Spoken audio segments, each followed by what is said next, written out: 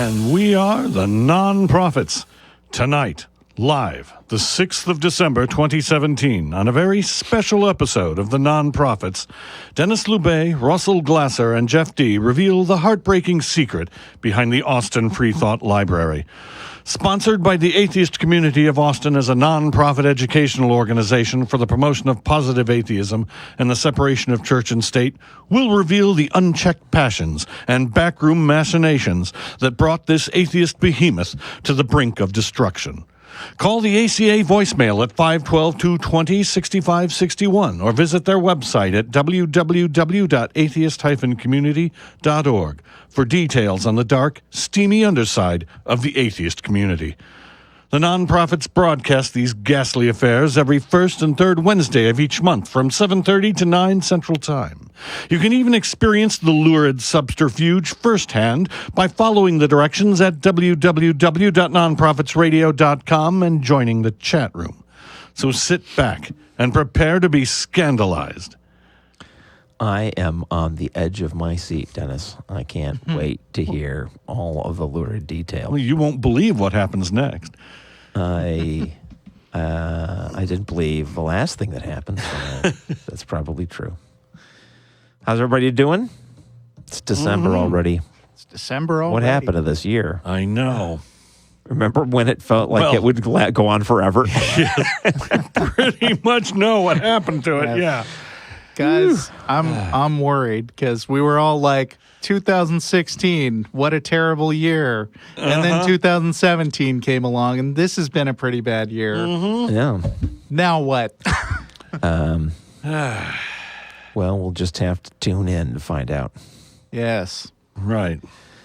Tune in to see like if humanity gets renewed for another season. This next year may decide that. We'll find out. Sure. Well, things are progressing. The bad things are getting more bad, and some of the good things are getting better. So it's a struggle, and we'll just have to see how it comes out. It'll be interesting in the Chinese proverb sense. Yes, it will. We are fortunate.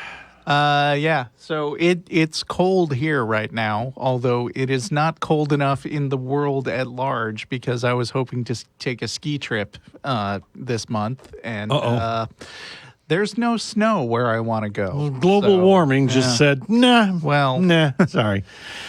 Year over year weather doesn't prove trends, but no, this but if year, you were going to go skiing on a there's glacier. no goddamn mountain. There's no snow on the mountain, so that's bad. Did it go to Mohammed Mountain? That's what they do, I hear. Snow goes there? No, the mountain goes. You said there was no mountain. Yeah, first. well, the snow Before is you corrected the mountain yourself. is still there, as far as I know. But the skiing wouldn't. And so Mohammed went there, right? Then because can you ski down a molehill? It's one or the other, according to that. Do molehills come to Mohammed? Or is that only if you make a mountain out of them? If Mohammed will not go to the molehill, then what are you going to do? All right. Well, hi, everybody. Thank you for tuning in. I am doing some art for a client. Who's it's a private individual wants a piece of art from me that I've been working on that I'm late on, and also I've been working on things for my superhero role-playing game that we have an endless stream of secondary products that have to be shipped now to all of our backers, and we're working our way through them. We've got an adventure that had 16 bad guys, actually 15 bad guys that you fight, and then one more that's a good guy that teams up with you. And they had to be converted to the new rules, so I've been working on that, and it's a slog, but it has to be done. That's what I'm doing. How about you? Well, I got a terrible case of food poisoning after Thanksgiving, so I don't know which part of it was the problem. But I spent a lot of my Thanksgiving period... Well, no, I spent one day out of commission, but I spent a lot of the rest of Thanksgiving digging up a 1983 PC game and trying to turn it into an Android app. I've seen your post about that. How is that going? Pretty good. I've got like 7 different screens and animation on some of them, and I'm just like digging through the parts of the code that are most interesting and hoping I don't run out of momentum and personal enjoyment before I actually write a game out of it. Right. But it's fun. Cool. Sure. Dennis, you haven't spoken. I've just been going along, working on another portrait. I put some more objects up on Shapeways that you can 3D print and have delivered, and 3D printed jewelry. So, yeah. We're doing our things. Yeah. So I got listener mail. Russell, Okay. you got news? I got news. Where do you want to begin? Go ahead, start with mail today. All right. I'm going to just start at the top. Bob writes, hi, Bob. I'm from Southwest Virginia, and Pentecostal churches are kind of big around here. Not quite as big as a Baptist, but still big. How big is a Baptist? I think what he means is popular. Not quite as popular as Baptist churches. Mr. Big but Popular. more popular. I mean, I think they have a lot of church picnics and things, but It infuriates me every time they claim to have healed or been healed by their God. My aunt, who is over 60, recently claimed that her sight is being restored by God, and she doesn't wear glasses anymore after wearing them for decades. It's maddening. If these wizards have such power, why wouldn't they be employed by hospitals? Veterans hospitals, kids hospitals, hospice services. You get the point. they'll mouth some words about, well, I don't do it for personal gain, which is not really applying in this case, but Right. yeah, I don't do anything that would be considered a job with my special power. Yeah. Right. You could go to the hospital and just cure people for free. I mean, Jesus would approve, right? Yeah. I'm reminded of, this similar claims about, if God does all this, how come he never does it where there would leave evidence, right? As that's because if anything supernatural like that ever happened, it would be proof of God's existence. It would ruin his plan. So you're Satan, right? So you're Satan. You can pull some magical stunts, right? The first thing Satan would do is go somewhere and pull some obvious magical stunt and prove the existence of the supernatural, which would spoil God's plan, and boom. Yeah. Boom, whole thing would come down. But no. No. So anyway, Bob says, I hate them with a passion. I think he means Pentecostal churches and not hospitals. Yes. My question is, am I a bad person for feeling this way? No. Well, hate is, it sounds like it's always unreasoning. And you could argue for, justified hatred of objectively horrible things. Yes, you can. Probably, though, what you really mean, since your letter's kind of full of hyperbole of various kinds, Bob, what you probably really mean is you really, really are deeply annoyed and wish they would stop it. Right. To the point of getting kind of upset about it. And anybody think that's the sign of a bad person? No, that seems... Yeah. That's a reasonable response No. to a negative force in society. Yeah. All right. Thank you, Bob. Yeah, and your I don't report. think you have to not hate things, but you should try to find some things in your life that give you joy also, because dealing with hate, stuff you hate all the time can be emotionally draining. Yeah. I found that, you find you hate something and you go, well, maybe I should understand it. And then you do your research and you understand it. See if you could. Then you can hate it even more because now you understand it. And yeah, it's completely horrible and it's completely unnecessary. See if you can contrive this. The holidays are coming up, Bob. Try this. Get your a card for your aunt, right, for Christmas. Mm-hmm. It's probably, I'm assuming that she's got poor nearsight she's not nearsighted. She's farsighted, right? She has trouble focusing on small things. So get her a birthday card and just write the smallest possible text you possibly can in there. And, don't write your name large anywhere, and see what happens when she receives it and if she's able to figure out who it's from. And if she's ready to thank Jesus for how well she was able to make that out. Okay. Just a thought. Russell? Okay. So before we go into any news, I just want to say things got a little heated on the last show. Yeah, we have a nice letter about that. And mean about it. We did. Were you? I did not notice you being sarcastic and mean. I did notice you being a little frustrated, and that's perfectly understandable because I can have that effect on people. Well, that's true. But yes, you can. We're all good friends, and I value our friendship. Yeah, and I did not feel that we came away from that exchange any less friends than we were. Good. Just wanted to make sure. So let's see how we can fare this episode. Well, we were talking about Roy Moore. And that hasn't gone away. God. Yeah, the special election. I was actually thinking briefly that the special election would have been yesterday because it was a Tuesday, but no such luck. It's next Tuesday, so we got to sit and wait while more of these stories continue to happen. An interesting story came up peripherally related to Roy Moore. And I find it really interesting because I'm really into digital media and fake news. So here's an interesting story that I heard about. The Washington Post reports that a woman approached them with a dramatic but false story about Roy Moore. Yeah. And she appeared to be part of an undercover sting operation. And I think this is an interesting story in a meta kind of way. In like on several levels, this is interesting and bears some discussion.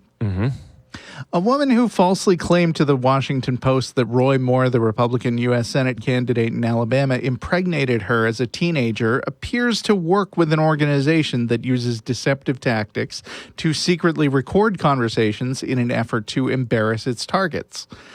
In a series of interviews over 2 weeks, the woman shared a dramatic story about an alleged sexual relationship with Moore in 1992 that led to an abortion when she was 15.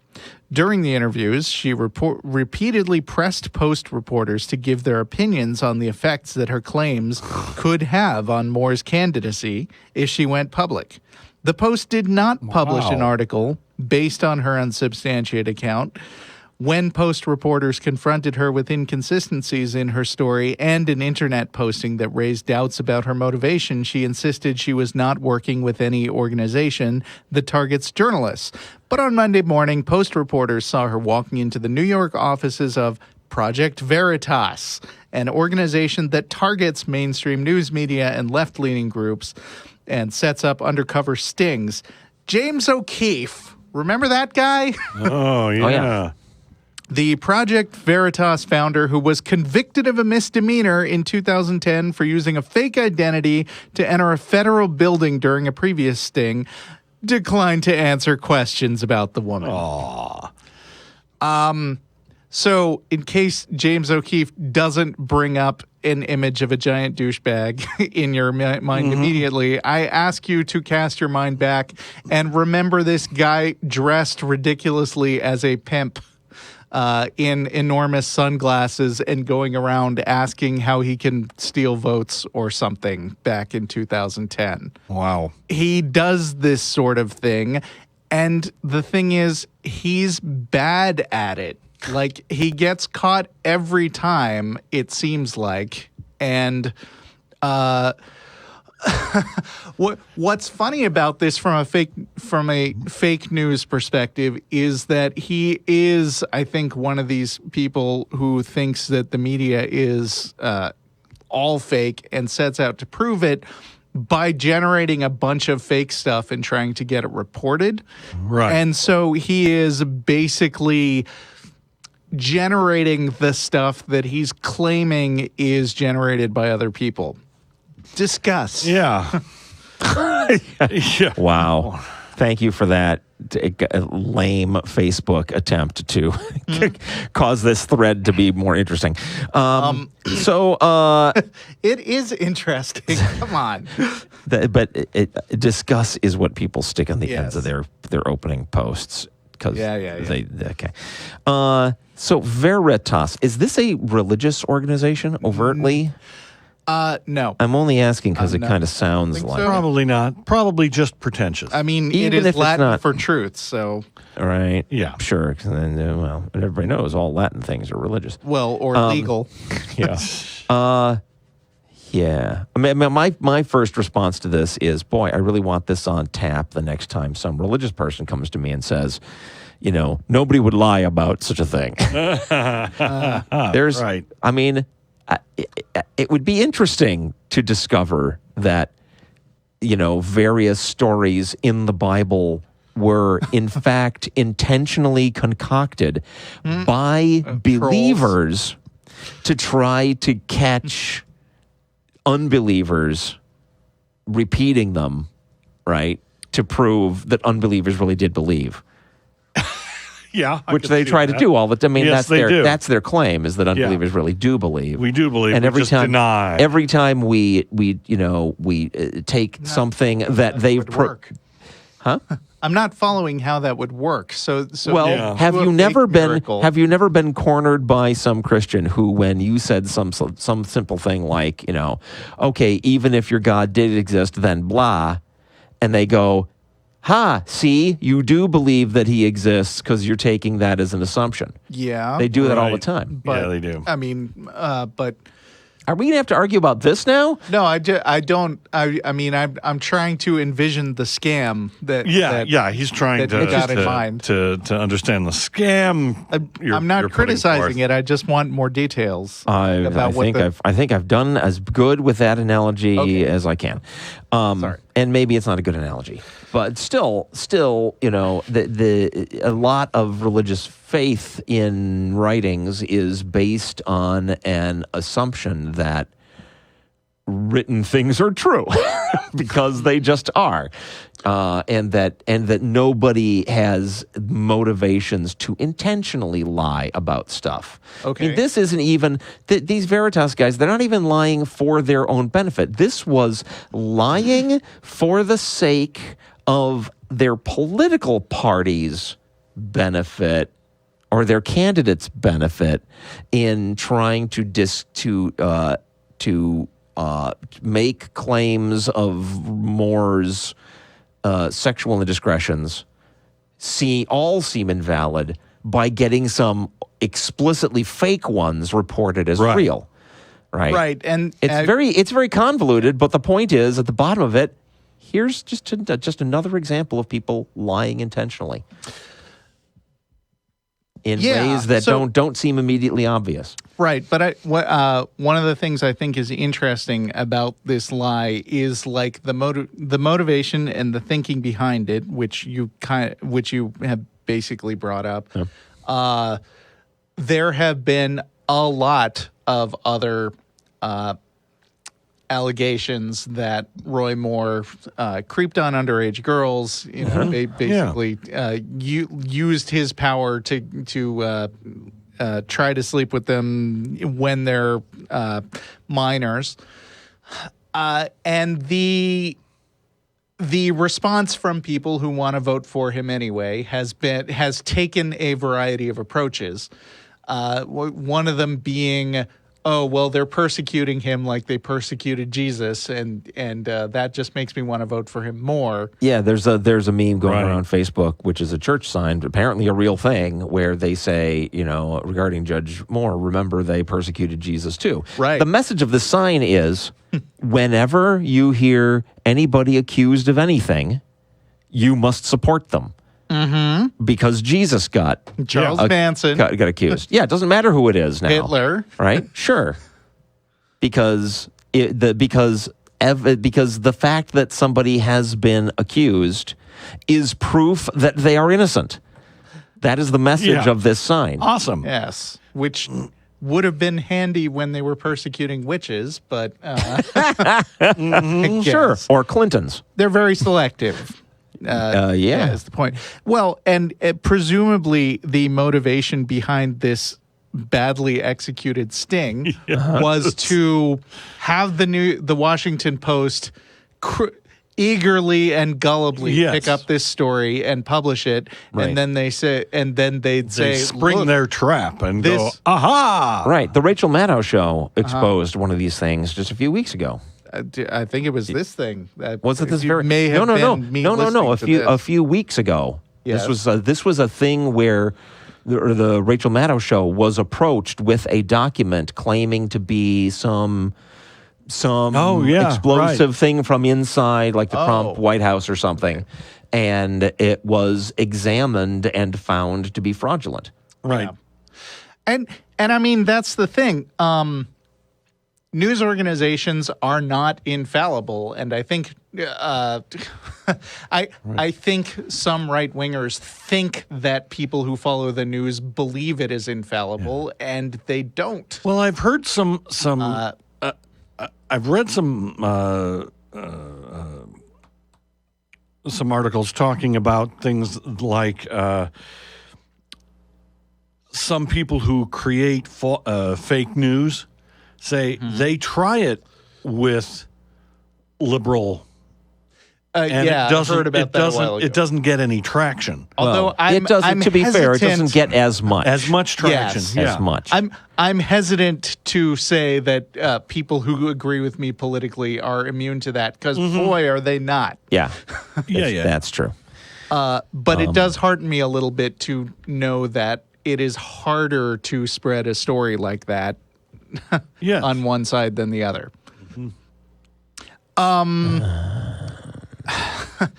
But authoritarians are authoritarian. What can you say? Yeah, the attempt to accuse news in general of being all fake and therefore you might as well not listen to any of it reminds me very much and very directly of creationists trying to catch evolution or other science in some kind of error, in the hopes that the conclusion among all their followers will basically be, oh, science is unreliable, and so you might as well rely on faith. Yeah. You know what I mean? Right. Which is just it's a non sequitur that has faith doesn't mean you're going to have the truth either. Accuracy, yeah. Okay.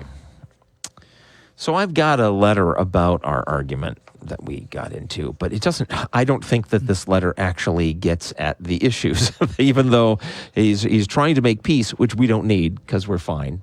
I think you found that story that we were talking about, Russell. I think you found it interesting for one reason, right? Right. And certainly accurate on that point.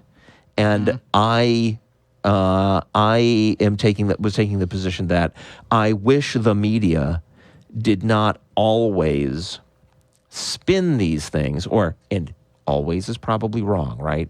But it seems, man, maybe I'm remembering the hits and forgetting the misses, but all too often, in my opinion, the media will intentionally play up the freak show aspect of this, leaving the impression for people who are maybe not as immediately hip to statistics, leaving them with the impression that all is lost. Right, that in spite of the crap about Roy Moore, he's still got hugely strong support. Well, and I think the takeaway of that article was, well, no, actually, this indicates that there is a decrease, and that is a thing that liberals, people on the liberal side of the political spectrum, need in order to get on with our lives and feel that there's some hope. Sure. Just focusing on the freak show part of it all the time. It's just like, give it up, everybody. All these people are crazy. It's too many, therefore it's out of control and nothing can be done. And never mind how many people believed that yesterday. Never mind that, there may have been a 2% swing toward people understanding that the Earth is not the center of the galaxy, right?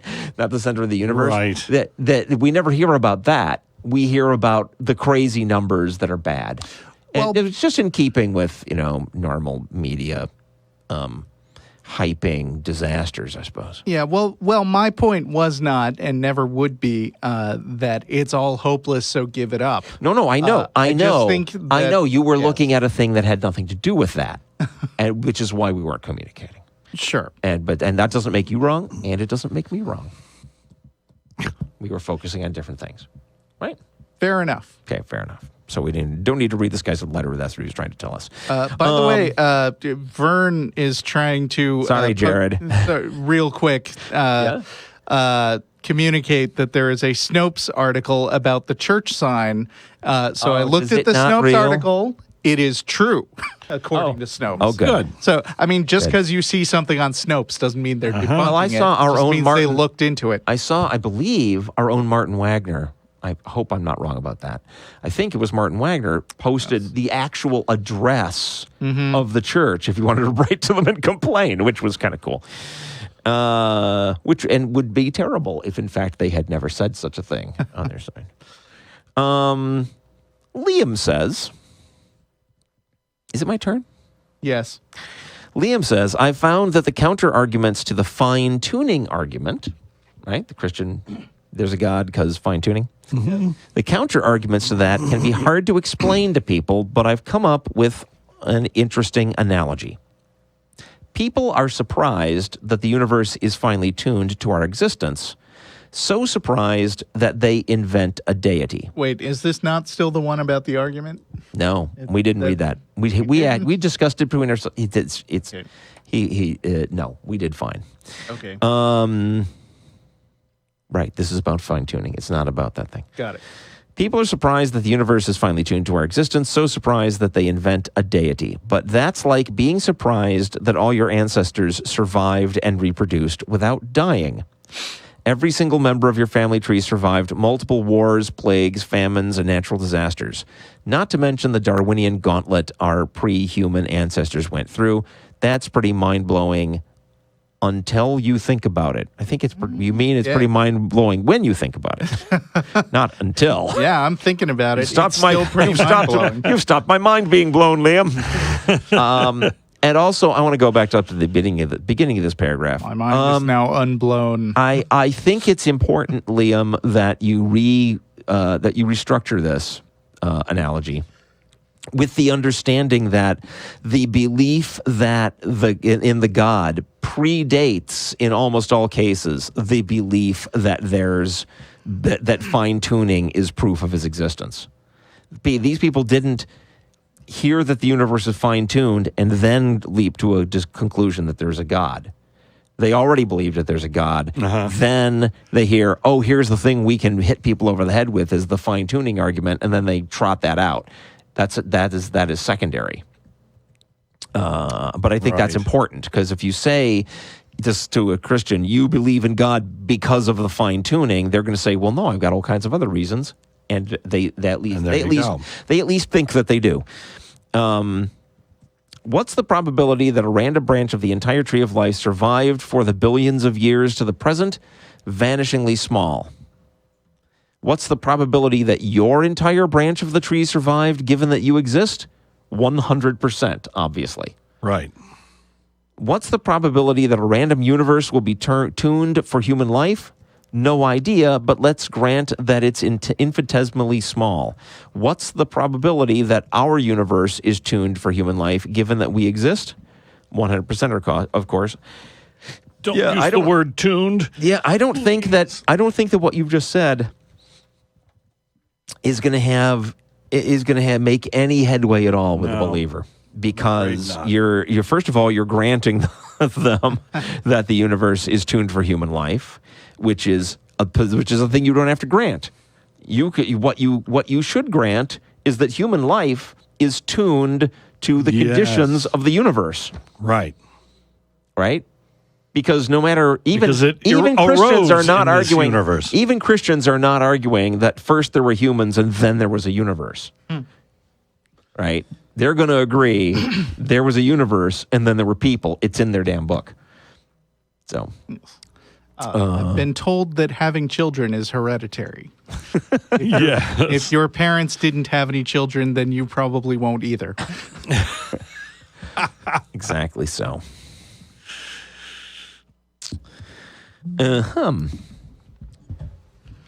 That would make it your turn, Russell. Oh, yes. Speaking of religious dipshits being accused of things. Oh, boy. Who now? Actually, as a liberal, I'm going to take a moment to acknowledge that the Al Franken story has got me a little bummed out and annoyed because Al Franken is a guy that I have listened to and admired a lot in the past, and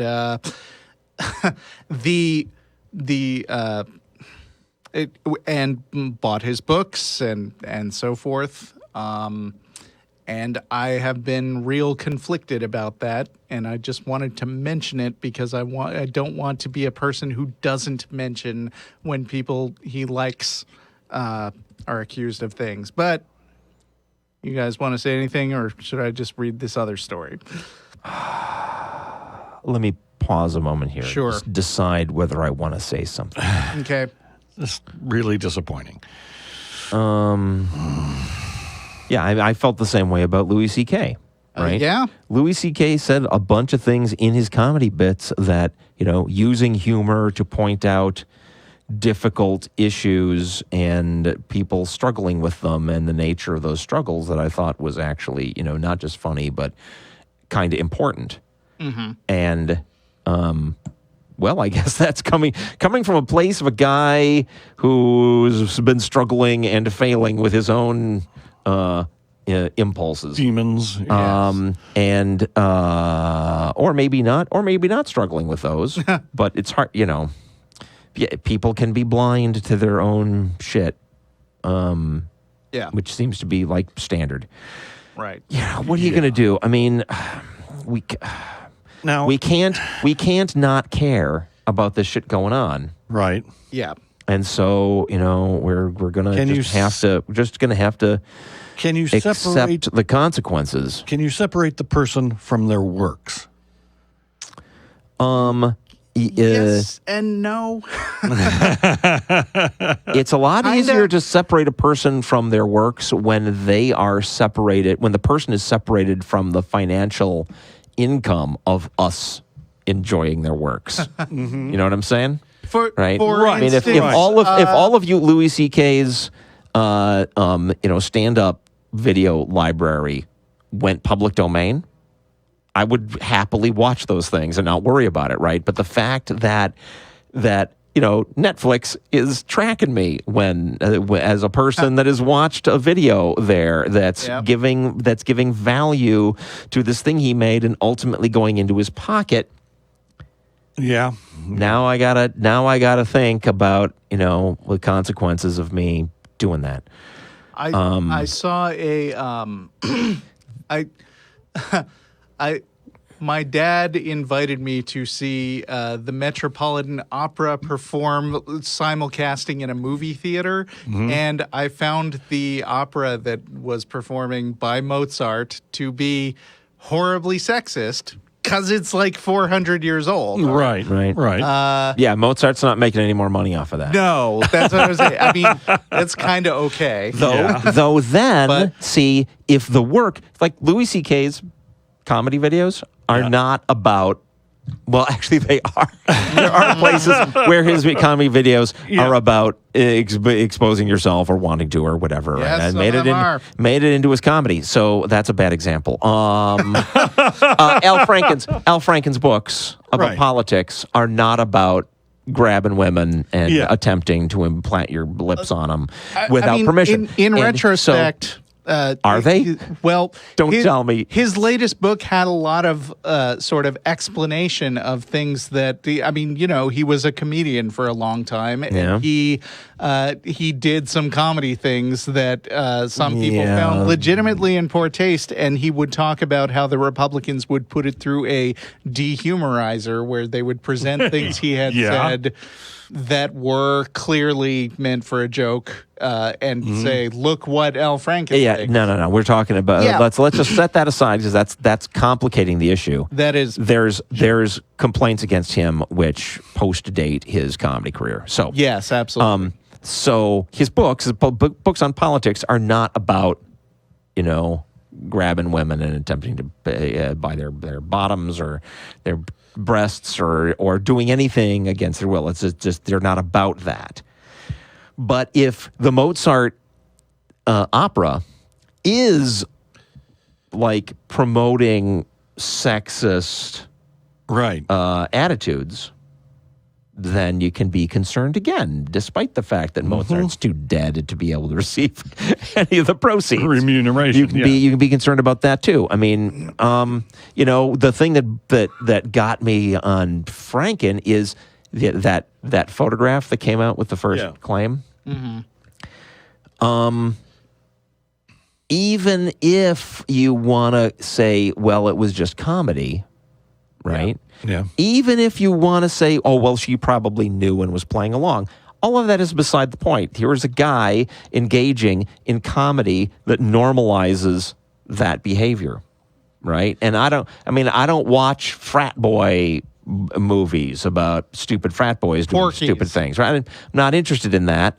And largely it's because of the attitudes that are portrayed as normal in that. And comedy that goes there does the same thing. We got to be at least a little bit concerned about that.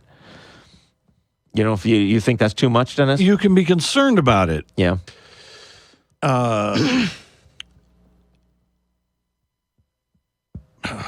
Yeah. See, it's Is it enough to warrant? Is poor taste enough to warrant the destruction of a career? Or is it more than poor taste? Am I mischaracterizing? I'm actually not talking about. I'm actually not talking about Al Franken's career now. Mm-hmm. I'm talking about. I'm talking about him as a person and what he thought was appropriate to make comedy about. Mm-hmm. Right? He's not. If he was a guy who played the bad guy character. Right, like there are comedians whose thing is they're a jerk. Sure. Well, I mean, and that's tough too because here's an easier way to that often is playing to the people who are exactly that kind of jerk. An easier way to make that point. I listened to what some Christians said when they were all freaking about Harry Potter, like 10 years ago. Yeah, and a lot of them would quote things from the book out of context and say, look what J.K. Rowling is pushing on their kids. Right. And they would be quotes from Voldemort. Like, they would be quoting, there is no right or wrong, there's only power. And they're like, the book says that. And yes, technically it says that. It's your bad guy. Yeah. Your point about how you could say bad things in comedy and contextually it wouldn't be bad because you were making a point about it. Right. Yeah. I bet we could find some things in your freaking book, too. But I don't. This doesn't seem to have been one of those cases. Let me use a my mom analogy. My mom has a problem with movies Your mom has a problem with where the movies where the bad guy is really bad. Yeah. And I don't, because unless the bad guy's really bad and he's the hero, right? Right. That I'd have a problem with. But propping up an anti-hero who goes through an arc, fine. Or that, right? But I have no problem with a bad guy being really bad and being defeated in the end, because that's a tale. That's a tale about people fighting back against the badness, and the worse the badness is, the bigger a victory it is. Damn straight, right? Give me more Ramsay Boltons. But my mom doesn't want to see it. No matter, she doesn't care about that context. Yeah. basically with It is a mess. It is a It mess. is a big and mess. I don't know where, my I want to bring up something else because this touches on. I'm sorry. Make your point, and I'll go. I got one point, and that is: do the claims against? Well, I'm talking about Franken in particular. Mm-hmm. Do the claims against Franken, Frankenstein, do they establish a pattern of behavior? At first, you could say maybe not. At this point, I think I have not kept up on the story because it brings me down too much. Me neither, yeah. But last I heard, there were like 6 people who said... Franken? Oh, shit. Okay. Well, that's what happens is one person comes out and then it the other emboldens people the who others, were maybe worried that... Yeah, darn it. Well, it's gotten to the point where, like, his co-senator from Minnesota, Kirsten Gillibrand, has said it's about time he consider resigning, which... That's a shame. Yeah. yeah, and I'm not going to make the point I was going to make because it's actually... But it's a mess, but here's the thing, folks. Try to fight against the impulse to push back the other way just because this is annoying and frustrating and troublesome, right? And you don't want to hear it, or you don't want to change your ways, or you don't want to have to stop liking a particular artist or whatever, right? Try to push back against that because that's, your personal convenience, while, of course, it's important to you, right? The bigger picture is what kind of society do we want to be living in? Now, if you are really okay with the stuff that all these folks, former allies and former opponents alike have been accused of, right?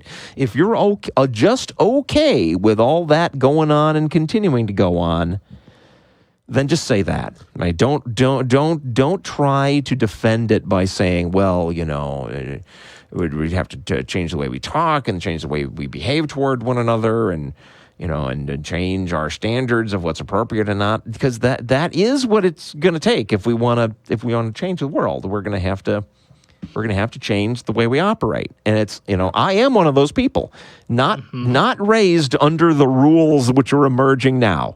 Okay, right, and it's hard. I'm having to get used to it, and I'm having to watch myself, and I'm having to put up with frustrations and disappointments and things like everybody else. But the big picture is, it really isn't okay to grab people and impose yourself on them physically. It's just not. And never should have been, but now we're coming to grips with it. So let's come to grips with it and move on. Yeah. I never actually read the story I was planning to, but I did kick off a bigger discussion about a thing. Oh, and I actually do want to go on to my other point I was going to make, which is a slight segue. But I think it's important. Sure. I don't know how many people listening to the show right now are regulars on our Facebook group, but some of you probably are. Okay. And you may have noticed a post recently from the ACA community. What is her title? What is Linnea's title? The social media coordinator. I think. So anyway, the ACA has reasonably decided that they're going to that their rules of what kind of behavior is appropriate in our fan groups on Facebook for our shows should be more standardized. And so the rules that have been the rules on the Atheist Experience group for a long time are being ported over to the Nonprofits fan group. And a lot of people are going, well, geez, you're expecting me to change the way that I talk about things. And all of that is understandable, folks, but here's the thing that really got me. Somebody, some well-meaning fan of our show posted a video from Patton Oswalt talking about, language and appropriate language and how we're supposed to speak about things, what words we're supposed to use and what words we're not supposed to use. And he's all confused and stuff. And he does a comedy bit about it, right? And the upshot of the comedy bit is, he does two characters, one of whom says horrifically anti-gay things, but using all the right terminology. Right. And then the other person says very pro-positive, inclusive things about gay people, but using all the wrong words. Okay, that's and the upshot is listen to the heart of the person talking and not right. and don't go just by the terminology, which is fine as far as it goes, but it goes the other way around too, right? The people who are encouraging everyone to not use ableist language for things they are coming, that attitude is coming from a good place, right? They are not doing it to annoy you. They're not doing it just to create some kind of problem. They're doing it because they're really concerned about people's feelings when they encounter terms that refer to them that are used in a derogatory fashion. Right. So can we at least, not react to that stuff with a knee jerk, you're just making it difficult for me to just say whatever I want without thinking. Yeah, they're making it difficult for you to say whatever you want without thinking. I'm sorry. Because they'd like you to think some more, because this is a thing that they honestly really care about. They are good guys, right? And so maybe we can work together more on this and not be so much at odds. May I say a few things on the topic also? Sure. And then I'm going to say a thing that's going to get me in all kinds of trouble. Go ahead. Communicating with people on a large scale is the norm now, and it's challenging because we've all seen, for instance, there is conventional wisdom that you just never want to read YouTube comments ever. Right. And a few times I've violated that rule and almost always regretted it, because YouTube has a certain kind of culture which tends to create a feedback loop in which people who say shitty things are unchecked and then drive out people who would like to have an interesting, reasonable conversation. And on it goes until the people saying shitty things are the only ones left who bother making YouTube comments. Yeah. I don't, I would not like the social spaces where people interact with ACA members to become YouTube comment sections, or the atheist experience chat room. where messages scroll by so fast that you can't read them. Wow. Well, that's just because there's a lot of people. I was talking about it's got a bit of a reputation for being a place where people make a lot of effort to try to be disruptive. Yeah, although it's actually less bad than it used to be, I think. Well, right, because of moderators in there doing their thing.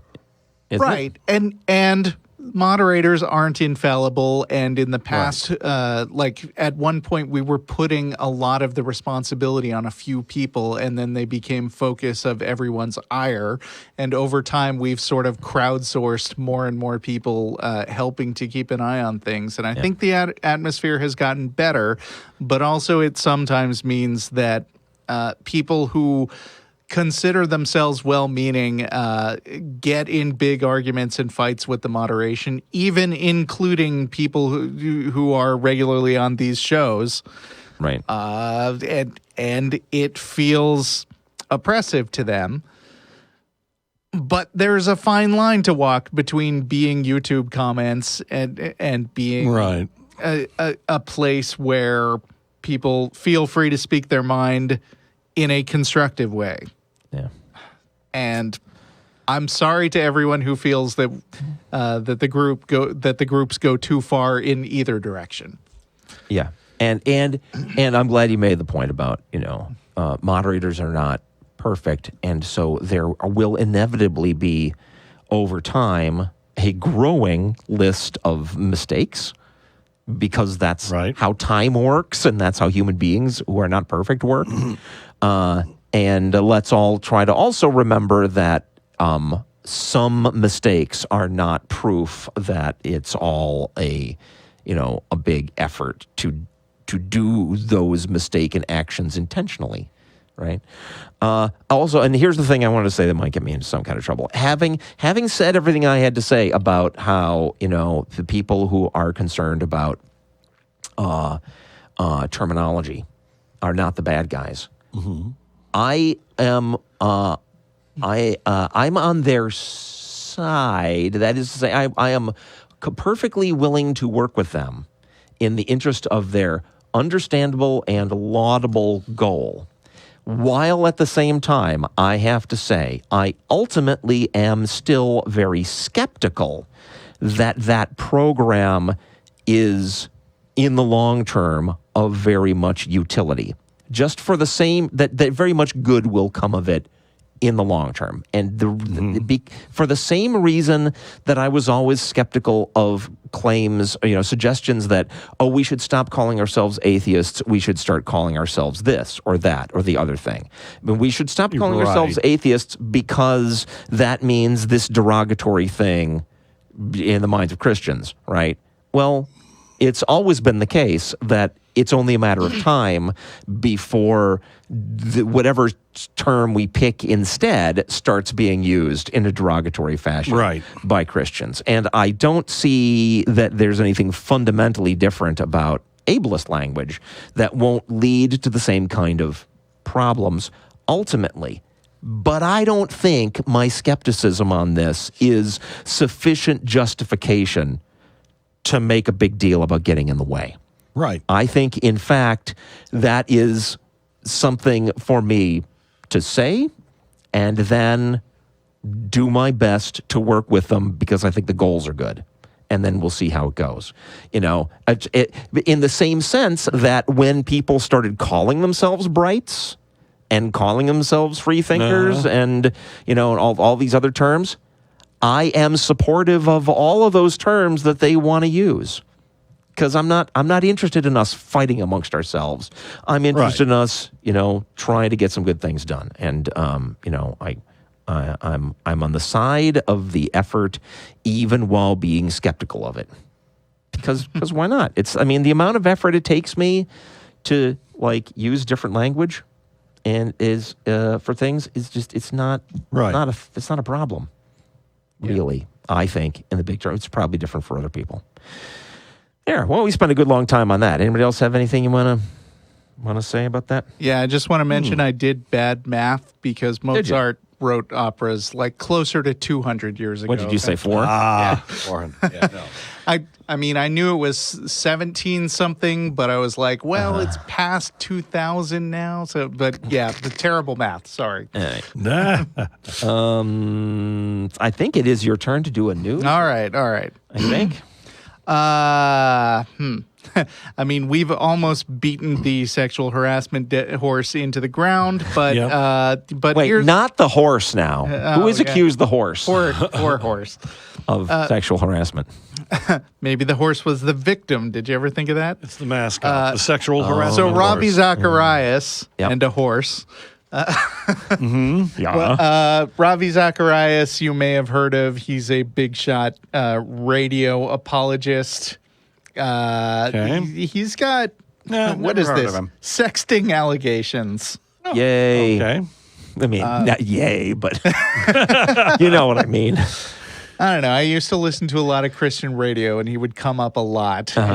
He's one of those guys who makes very smug bullshit arguments about evolution being false. And he met a husband and wife and solicited nude photos of her after an extended period of correspondence over email. Let's see. So, Family values. This is, by the way, being reported in churchleaders.com. And to be fair, if it had been the case that Ravi Zacharias decided that he knew enough about the couple to think they might be into it, and he told them he'd be into it, I wouldn't think that's such a big deal on his part because adults can do what they're going to do. Right. well, has sexual behavior been a big part of his thing? Is there a big hypocrisy angle on this?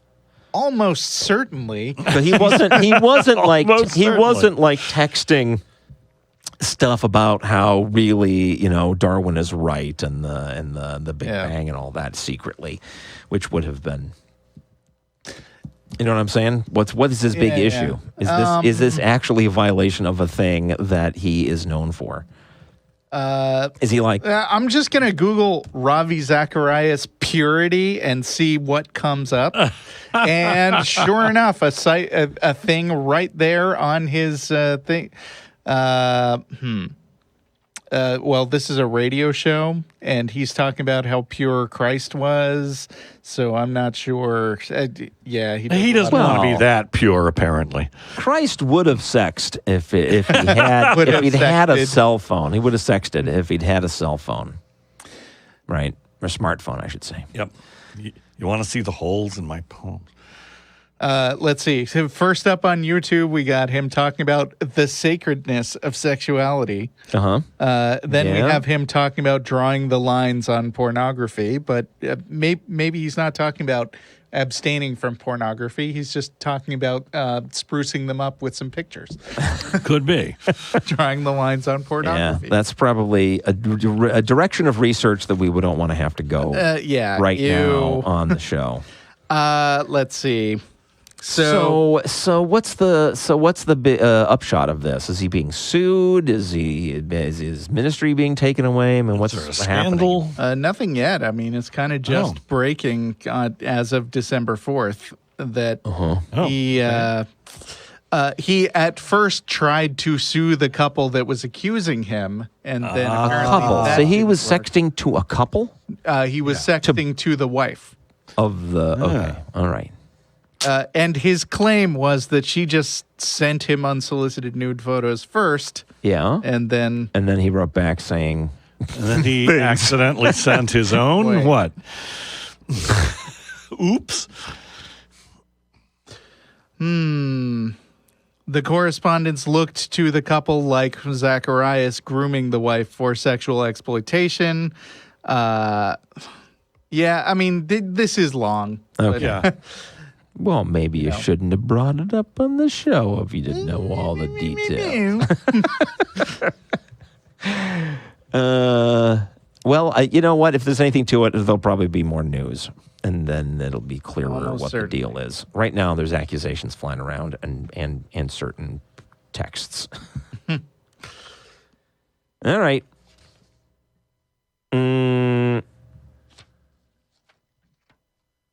Oh, Shall I go on with the show's listener? just flying by. Well, we could mention time? Oh. what's hidden in the Senate bill. That life begins at conception. By the way, thanks Scott Maddox for bringing up the Ravi Zacharias story. What? Things Dennis that were wants- brought up What's in the hidden tax bill. Okay. That life begins at conception. Oh, did that happen? Do you have something They about put that? pro-life verbiage in the. And so does taxation also begin at conception? I don't know. It might. Anything else? Nah, that's all I got. Well, That's all I got. Religion. Oh, and wasn't there's something in there about allowing churches to get more involved in politics? Yes, I believe so. I think that's correct. let's see. Okay, so to that to that first point about abortion, they say that an unborn child can be the beneficiary of a college savings plan in the tax bill. So it's sort of a sideways insertion of language. Throws money at private schools and is particularly private religious schools and and reduces funding for public schools. Right. And that's about all the religious stuff I can find. The other stuff is maybe off topic. Can I let me do a letter here. Sure. Kaylin from Moberly Lake, Canada says, I'm a longtime listener to your show and the Atheist Experience and have been an atheist for half my life.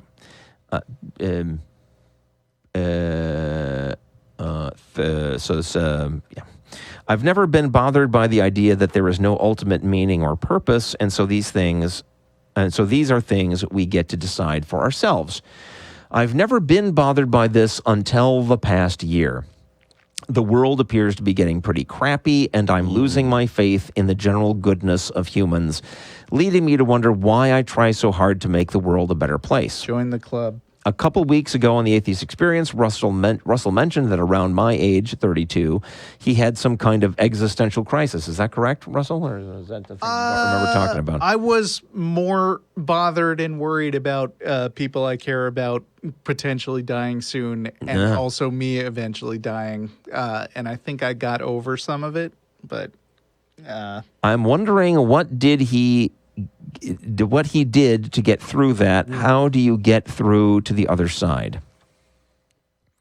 I'm a counselor who helps children deal with the aftermath of violence, so you'd think I should know this. Most people I know are spiritual, and so will only advise me to look to God, get some Reiki, or some other spiritual nonsense. I'd love to hear your thoughts. Well, I mean, I totally understand that if you are someone who counsels children who are the victims of violence, presumably you see a lot of children who are affected by violence. Every day. And of course that's depressing. Now, can I say something that can be supremely unhelpful?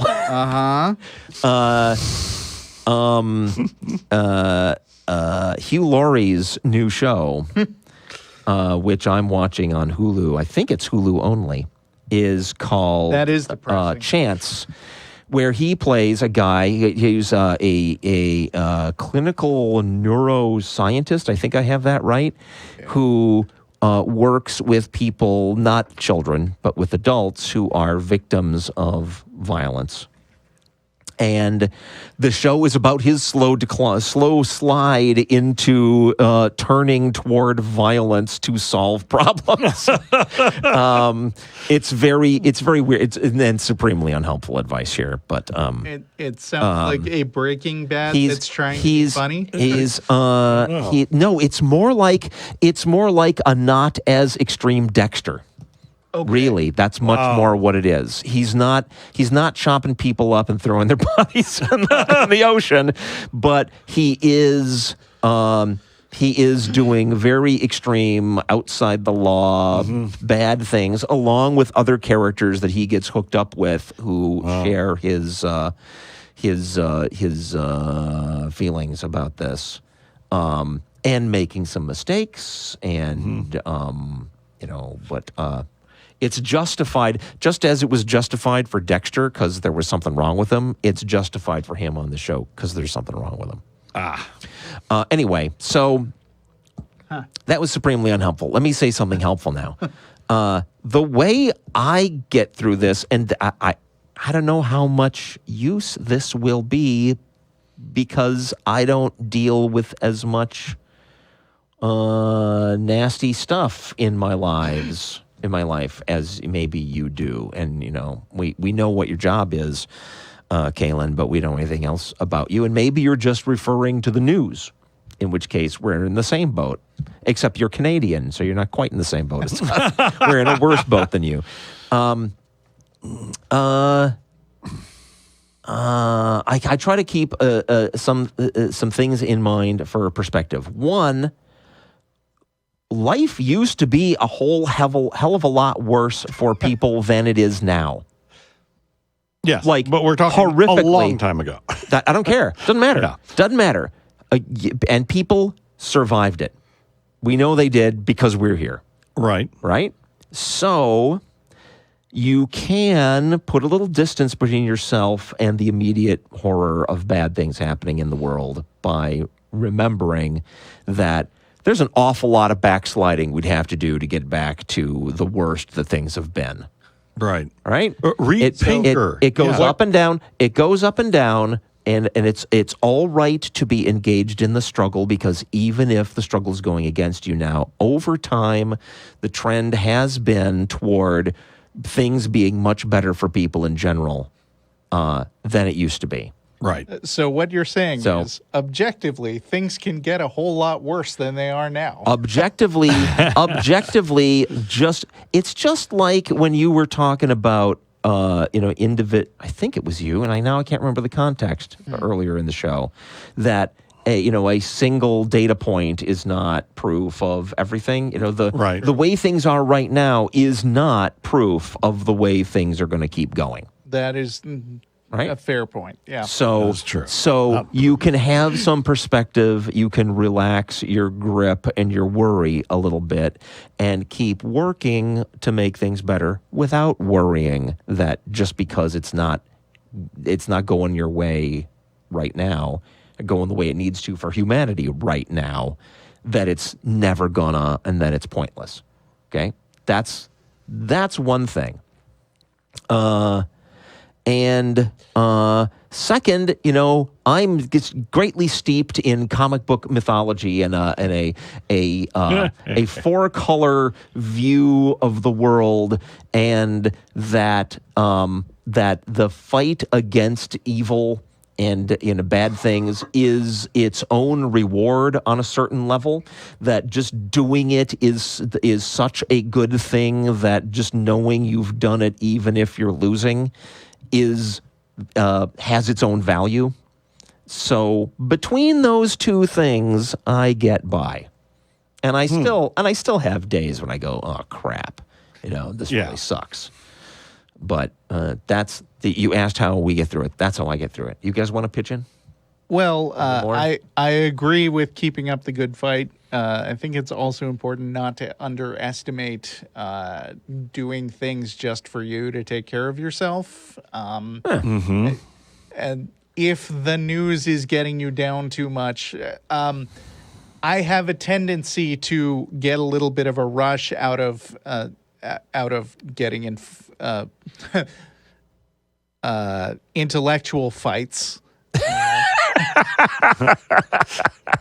Yeah, even when you lose those. Well, and I want to say, like, I kind of enjoy listening to things that make me angry, but every so often I will think to myself, I'm just sitting here being angry a lot, and it doesn't feel good, and I want to step back and watch a stupid comedy. Yes, escapism is there. I quite honestly listen to less news and more fiction on audiobook than I used to. I'm really enjoying American Gods right now. And it's okay if not everything in your life is spent dwelling on the stuff that makes you upset or angry. Although it's also healthy to sit there and examine those things that are making you angry and acknowledge the effect that they have on you, and not just pretend that they aren't there. Right. Be honest with yourself. Yeah. I don't know how helpful this is. I'll throw one more thing in there. Earlier I was talking about, folks that don't want to call themselves atheists. They want to use other words for their thing, right?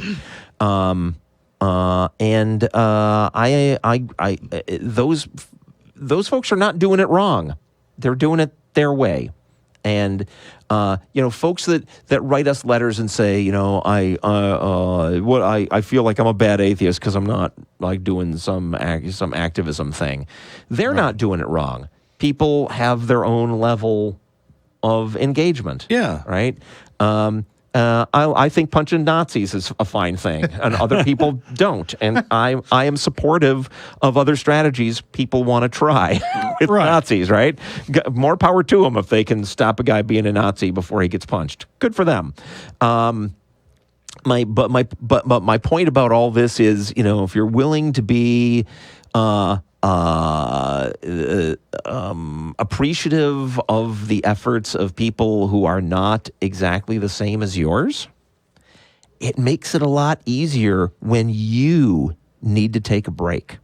If you've been going around telling people and believe in it, right, that it's not necessary. We get a letter from some guy who's like, 15 years old living with his parents, right? It's okay if you don't go all atheist activist. It really is. The rest of us who are doing that, part of why we're doing it is to make it easier for you, and at the point when you're in a place where you can, if that's what you want to do, great. We got you back. It's not a disaster if not everybody is being an activist. Yeah. It's okay if some people aren't, right? It's only would be terrible if nobody was.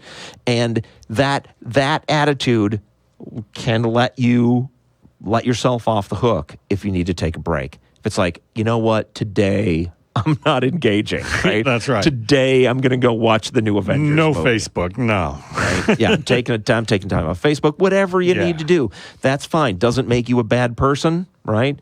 You're taking a break, just like a lot of other people who weren't in a place to engage with that stuff in the first place, right?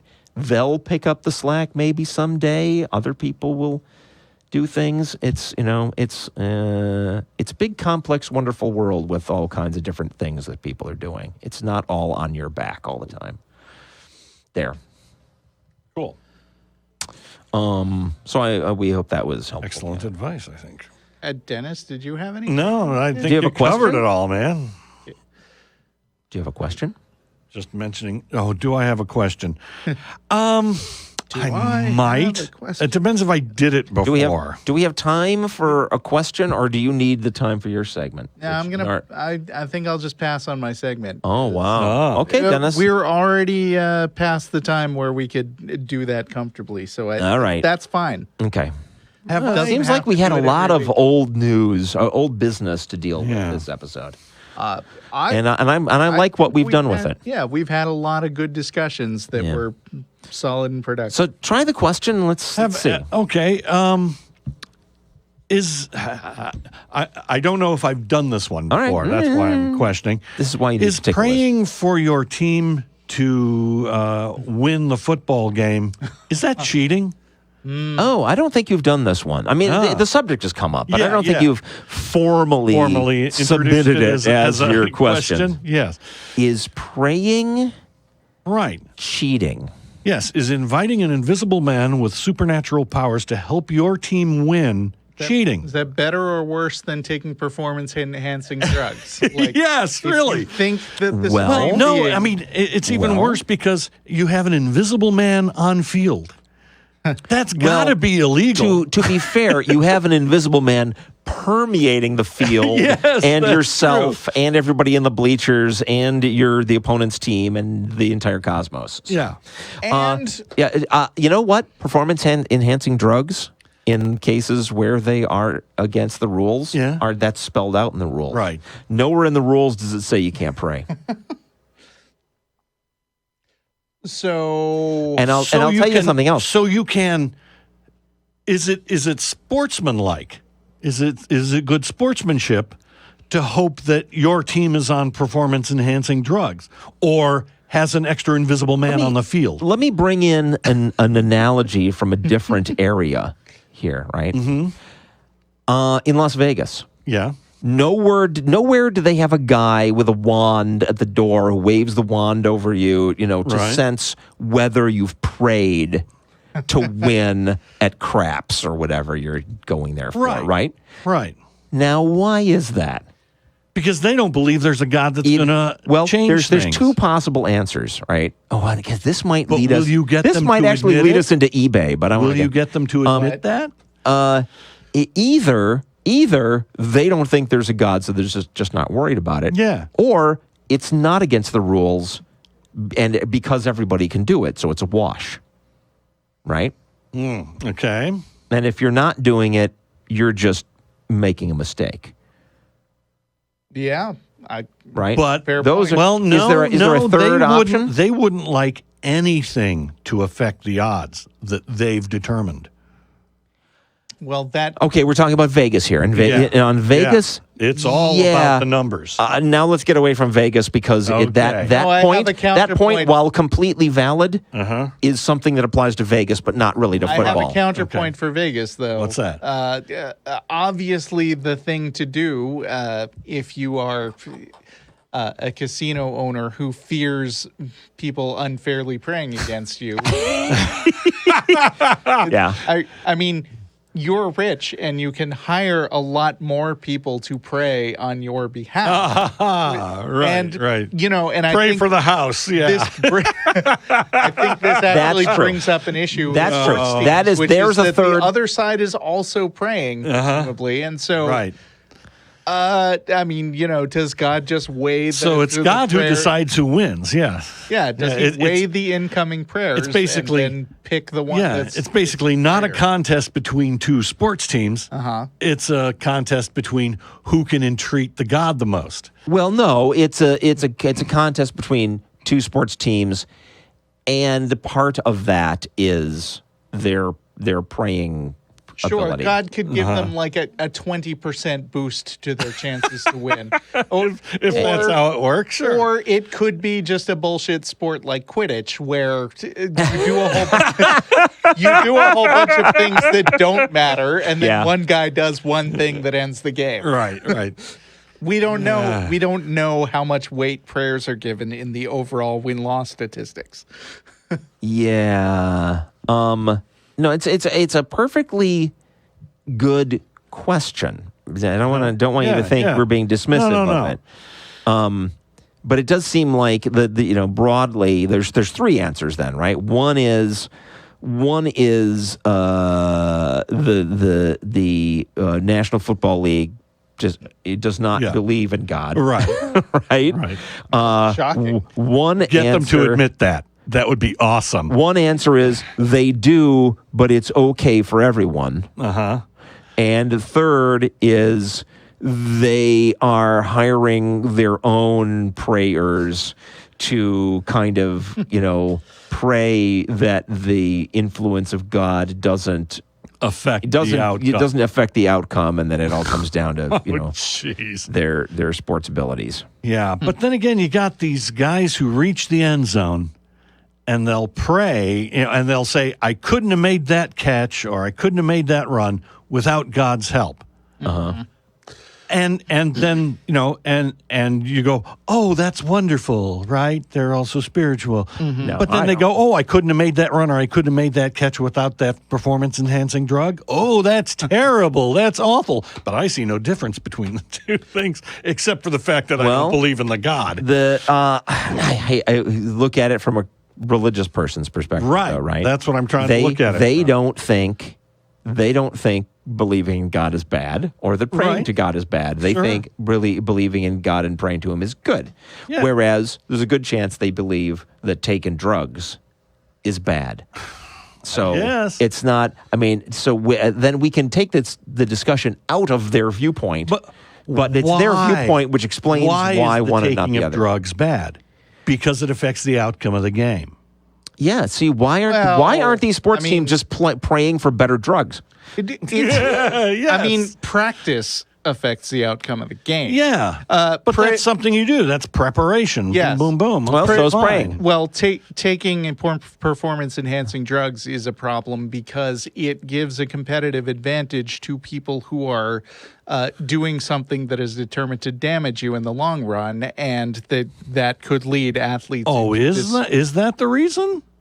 That may I be would part of think the that reason. that's part of it. But I don't think it's the complete reason. The other reason is, I mean, Well, do you I think mean, the sport would be? Do you think they'd be okay if they had performance-enhancing drugs that had no side effects? A question: are they everyone take it? are the performance-enhancing drugs in question already illegal by rules that Yeah. have nothing to do with the sport? And sometimes it being illegal Probably. is complicated. Like, for Well, instance, I have Blood heard, doping isn't illegal, is it? I've heard that like esports figures, like people who play video games competitively on camera for a living, many video game leagues have prohibitions against like Adderall, which is ADD medication.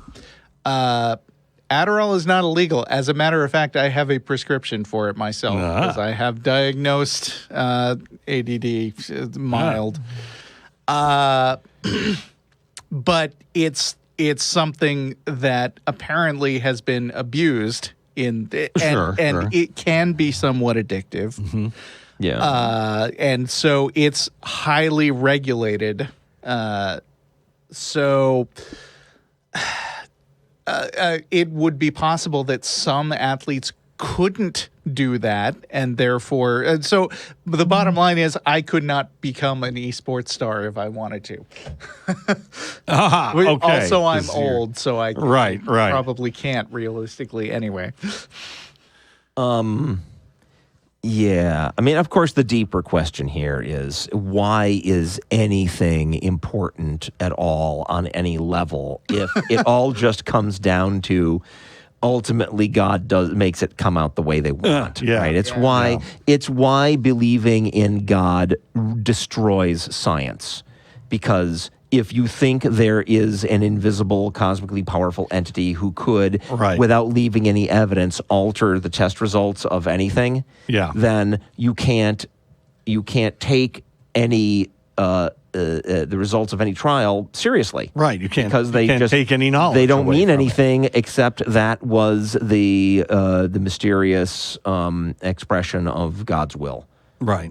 So that's a problem. But I don't think that's why football leagues, for example. All right. It sounds like they're hoping that something not related, not part of the football rules, will affect the outcome of the game. Well, why do they think that? Because there are religious institutions that make their living off of convincing people that if you are a member in good standing of their religious organization, God will do good things. Then God will do good things for you. Mm-hmm. So it's their job to instill this belief into their parishioners, that there's this gain to be had. You'll remember the hits and forget the misses. I don't think that the important question is about sports. I think the important question is about the ethics of holding this kind of claim up in front of people,